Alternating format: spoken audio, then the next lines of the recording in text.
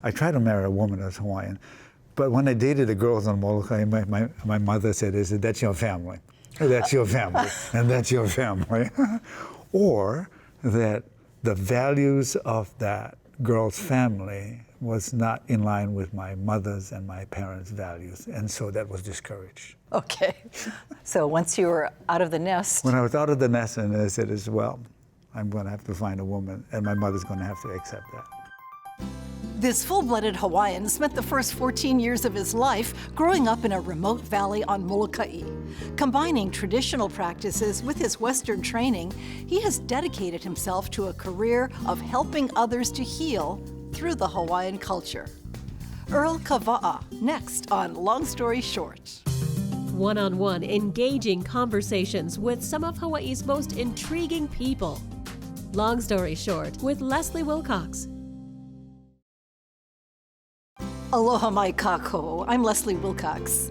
Earl Kawaʻa was honored in 2019 as a living treasure of Hawaii in recognition of his work as a teacher, counselor, peacemaker, and Hawaiian leader.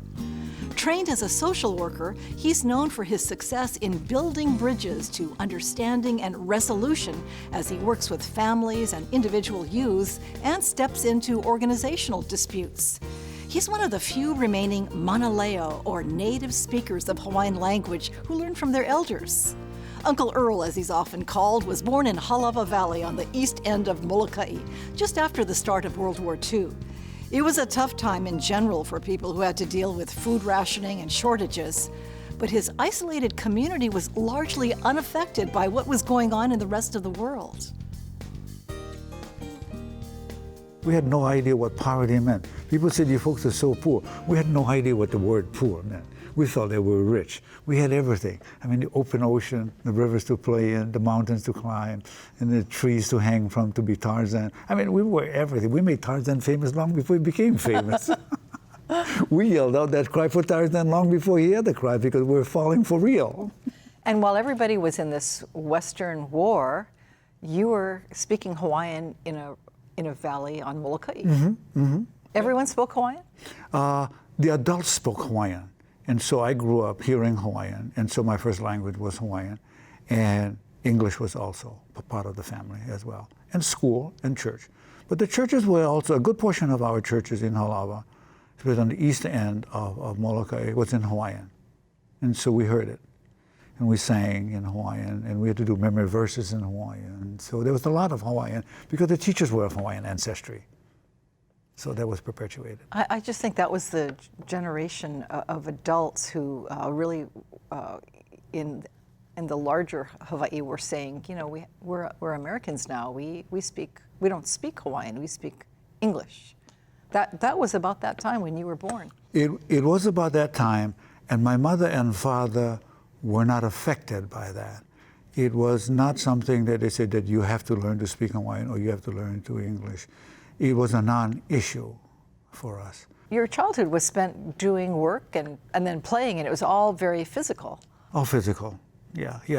And there was a time for school, 16 of us in the entire classroom, from first grade to 8th grade. How many were you related to? All. All. Everybody was related. Everyone was related. And biologically related, and related by virtue of close relationships of the family. But in the valley, we were all related. So we're all cousins. Did you see strangers very often? There were some brave tourists that used to go down into the valley. Yes, and we were intrigued by the tourists, because they were so different and they were so curious, you know. And we enjoyed having people visit the valley. And every now and then there would be tourists that were not many, but enough to have fun, and we would take them to the waterfall and go swimming with them. We're kuʻaina children, we're farm children, and so it was just a joy having visitors. And then there would be people from other parts of Molokaʻi that would go to the valley to fish, to camp, and that was always fun. What were your mother and father like, besides your father being the Kalo King? Yeah. My father was Kalo King. I mean, he planted taro. But during the war years, my father tried to enlist to go into the military, but he could not because he was a farmer. And so the country needed food. And so he stayed at home. And my sister tells me that he is called Taro King because at one point, when it was the time to harvest, he harvested 100 bags a month. One man from his loin, 100 bags a month. And that was not just for 1 month.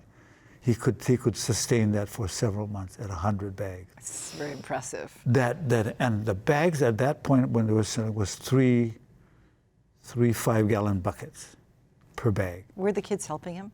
Oh yeah. My father wouldn't call help because we were so little at that point in time, but we called it help. And then he got a different job later, right? I don't know if he was still doing taro at that time, but he worked in Kalaupapa, Molokaʻi. He went to work for in Kalaupapa, and I think tried it for a year, and didn't like it, and quit, and went back to being farmer, and courted again, and he went back the second time, and then he stayed, and then worked for 35 years in Kalaupapa. Doing what? I guess he started as a laborer and became a foreman. So he said we had to fix houses and pave roads and cut trees and milk the cows and cut meat. So they had to do, they were responsible for taking care of that community. What was your mom like? Because I understand she was a very forceful figure in your life. Yeah. My mother was my worst nightmare growing up. So I thought back then. In times past and not in old age, I can appreciate how hard she had to work to save us, to hold us together, the family. When my father left, I don't remember my father saying goodbye, I'm leaving you folks. Like he just left. And there was no trauma that he left. And I wasn't traumatized at my father. Maybe I was too young to know that. And so my mother became mother and father. Mother, love, and disciplinarian. I mean, she was everything to us. Everything. So, educator, cook, wash, disciplinarian as well. Strict disciplinarian. Strict. In addition to the many roles she took on to raise her 5 children, Earl Kawaʻa's mother, Georgina Kaʻopuiki Kavaa, had another important responsibility in the Hawaiian community.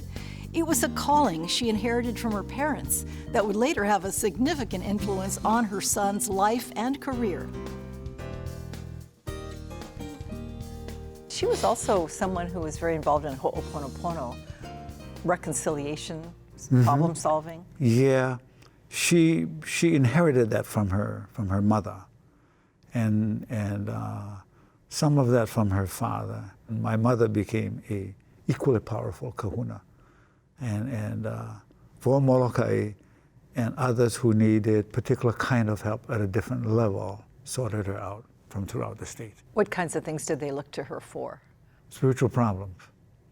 Taking something that didn't belong to you, and the doctor said, there is nothing wrong with you, but there is something wrong with you. And so they would go to my mother and says, oh yeah, there is something wrong with you. You went to a place and you took something. Yes, I did. That something that you took did not belong to you. It belongs to someone else. And it has mana in it. And anyone who takes it will suffer from the effects of it. And so that individual would say, yes, I did. That's your problem. Ask for forgiveness, return the item, and you're okay. It sounds simple, but it sounds very deep about what you're talking about. So tell me more about hoʻoponopono as your mom practiced it. Yeah. And as you learned to practice it too. Yeah, right. So we grow up, see, my father did hoʻoponopono before my mother. And my mother came from the lineage, but she saw the downside of my grandmother's skills and wanted no part of that practice called hoʻoponopono, which had a dark side to it. What's the dark side? The dark side is that one uses that power to benefit oneself, or may not be right, but it's used improperly. Yeah. And so my mother did not want that kind of power to do that. And as time went along, she realized that others needed help. So she studied. But because it's in her lineage, she's afforded certain privileges and became very powerful in that sense. And so many would seek out help from my mother. And like a man went into a cave on another island and brought home something that didn't belong to him and became very ill and came to Oahu to be tested for a number of reasons. And the illness perseverated and it continued and it was affecting his work. And so the older Hawaiian men and women who knew this man said to him, "Hey, you have Hawaiian sickness. You better go see Georgina." And so he did. And so my mother did a ho'oponopono case and found that he did, and he admitted that without any malice, he was just attracted to a rock and he wanted that rock, and so he brought it home. Well, that rock belonged to someone else from another generation, another time. And that individual who owned it before had placed a kapu on it and said, she who takes that will suffer the effects. And so he suffered from the effect of that kapu that was placed on it. But he didn't know that? But he didn't know that. Oh, so it took her to find out what it was. To find out. So she goes through the process. And she has a process that is uniquely hers, or like few others that had the same process. And my mother is just one of them. I'm sure that was an honor, but also for a family. I mean, to have people coming over with problems. Was that fun to have a mom who's always sought after by others for problems? Well, what was good about it is that there weren't many people that came to see her.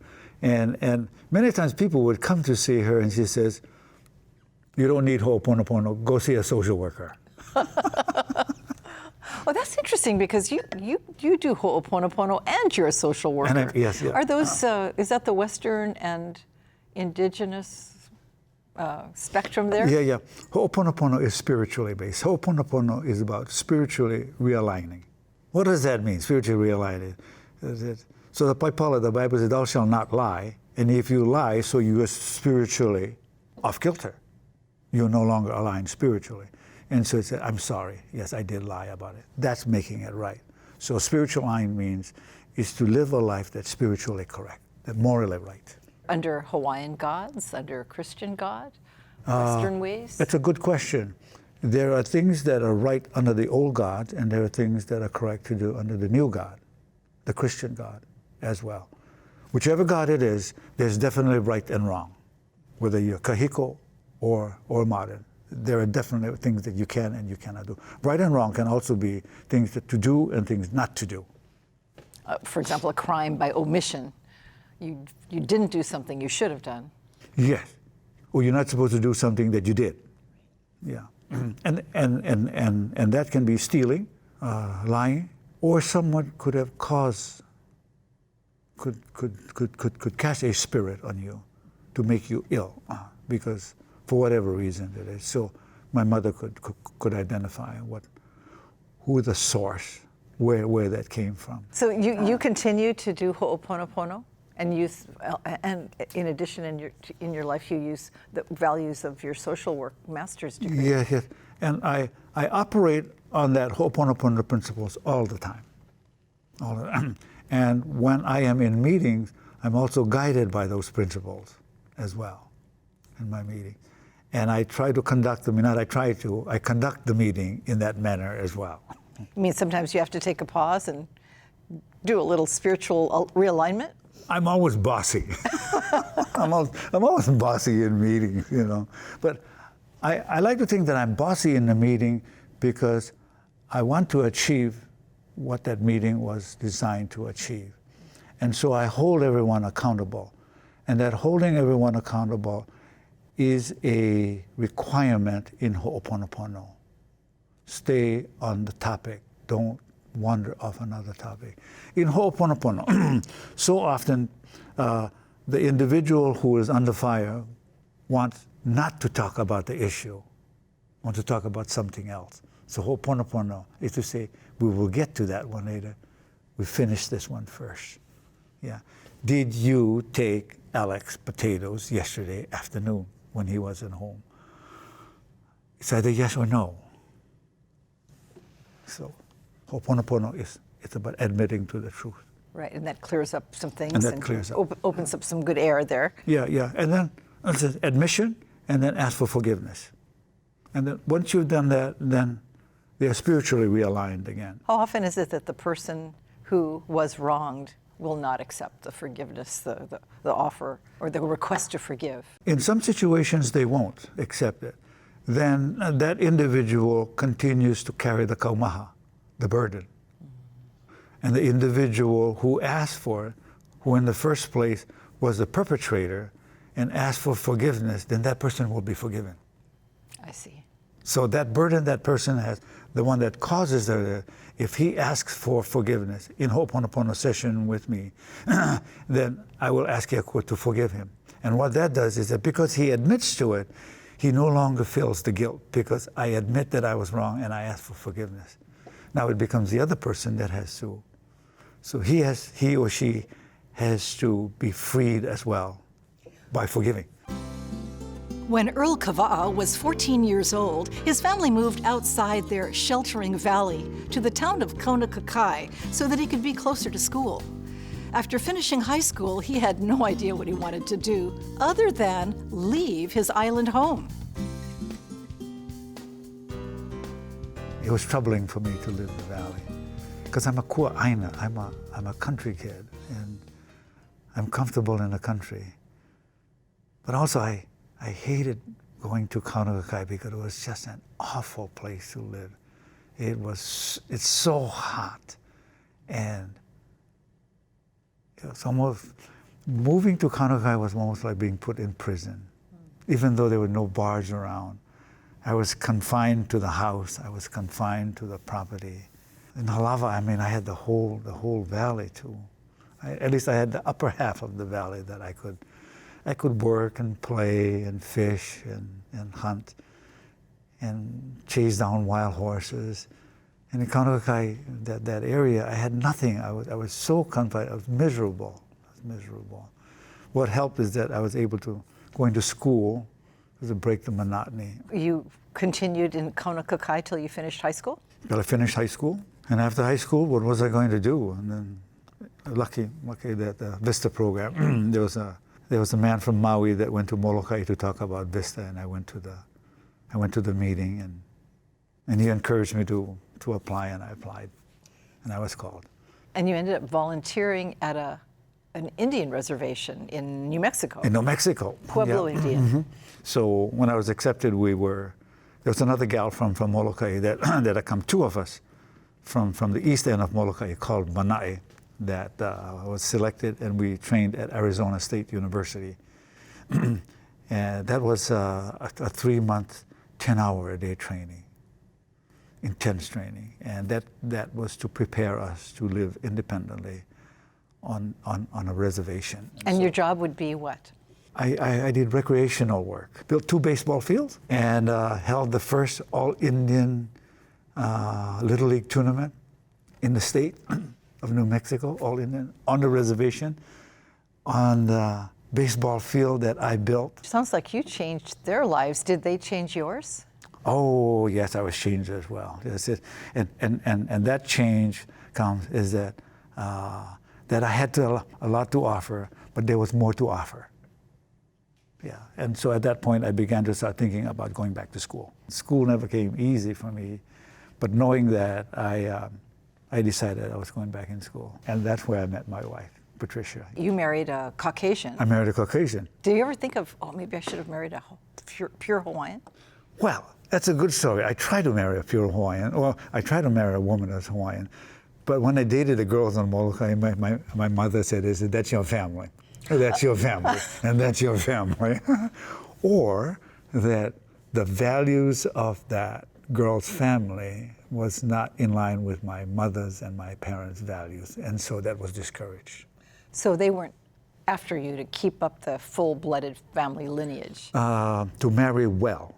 Why did you choose social work to get a master's degree in? I didn't know what I wanted to be when I was growing up. I had no idea. I mean, it's a small world for us on Molokaʻi. The possibilities of work comes about by what you see people doing around you. Doctors, nurses, but that's not plentiful. A lot of truck drivers and road workers and those. So you kind of grew up around that, and you think that's the world. But I went back to school. That was the turning point. I went back to school and completing my education at Hawaii Pacific College. What did you major in for your undergraduate degree? I have in psych. So there's a nice marriage between the two. The kind of work that I did was teaching and working with alienated youngsters. Well, you've developed a reputation over the years, you know it, of being a revered teacher, somebody who can get through to troubled youth and just change their outlook, change what they do. And also, you've brought back so many values of old that fit in a new world. It fits in a new world, yeah. And that gives me a great deal of joy. Yes, I've always enjoyed the work that I did. I've always enjoyed it. And I've always enjoyed it because I invested in it. It's not just a job. It's a way of life. It's like working in a taro patch. You invest in it. At the end of the day, you clean an entire taro patch and you reap the rewards. And the rewards in Hawaiian, it's called makaluhi. Yeah. Makaluhi. Makaluhi means tired eyes. Satiety. Yeah. Done. Done. Full. And you look at it and your eyes are soft and you say, wow, look at that. That's makaluhi. How do you relate to kids who grew up very differently from you and that they had different temptations and the different laws at work, different drugs and all kinds of things that have gotten into the lives of young people that you didn't have to worry about? The clinical perspective tells us is start where they're at. If they're in the pits, go there and start in the pits with them. So the professional world tells me how to do that. But also from the cultural one, the understanding is that person in the pit cannot stay in the pit because you're going to have to feed him in the pit. You want that person to come out and feed himself. So it's also embedded in cultural practice as well.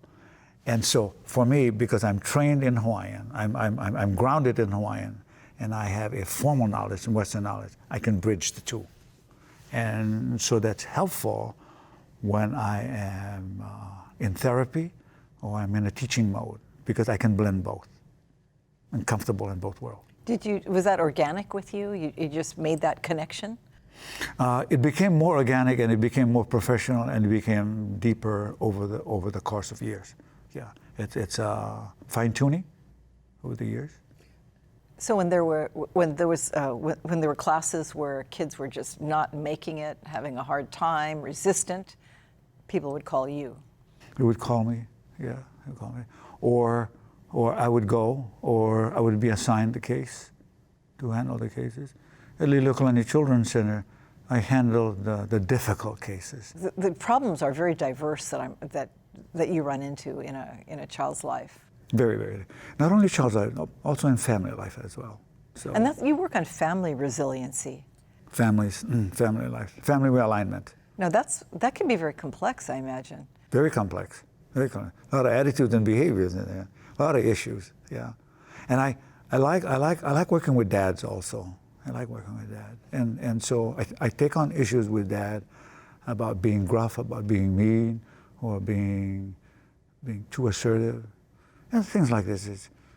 So in my class, I would deliberately use humor. And I know that it is humor. I know that it is funny. There's no question about it. And men don't laugh in my class. And I would say, the mothers are laughing. So the children are more likely to learn the importance of laughing from their mother, but not from their dad. Pause, pause, pause, because dads don't know how to laugh. I just slipped into clinical. So your point was you got to loosen up. You got to loosen up. And so the next line comes, Dad, if you don't laugh, your son won't laugh. Is that what you want for your son? Dad, is that, and I point the dad out, is that what you want for your son? And they say, no. Wow. Change. At the time of our conversation in March of 2020, Earl Kawaʻa was 75 years old and working in the Strategy and Transformation Office at Kamehameha Schools. His skills in bridge building between people and groups are even more valuable at a time of increasing polarization. Mahalo to Earl Kawaʻa of Kailua, Windward Oahu, for sharing his stories with us. And mahalo to you for joining us. For PBS Hawaii and Long Story Short, I'm Leslie Wilcox. Aloha nui. I think you understand people well. Yeah. Yes. All those rough times I spent with my mother and my father, and members in the church and like that. I can carry that as baggage, but I choose not to. I choose to see those as pearls for learning experience and for teaching. And I use them and I bring them into the classroom all the time. And it helps families and individuals connect. But somebody doesn't decide to have PTSD. You have a choice to remain in trauma or to get out of it. We have that choice. You simply decide. Yes. And getting help is important. Getting help. And changing a circle of friends is also helpful. Making changes in life, those are things that you need to do to be able to help yourself. For audio and written transcripts of all episodes of Long Story Short with Leslie Wilcox, visit pbshawaii.org. To download free podcasts of Long Story Short with Leslie Wilcox, go to the Apple iTunes Store or visit pbshawaii.org.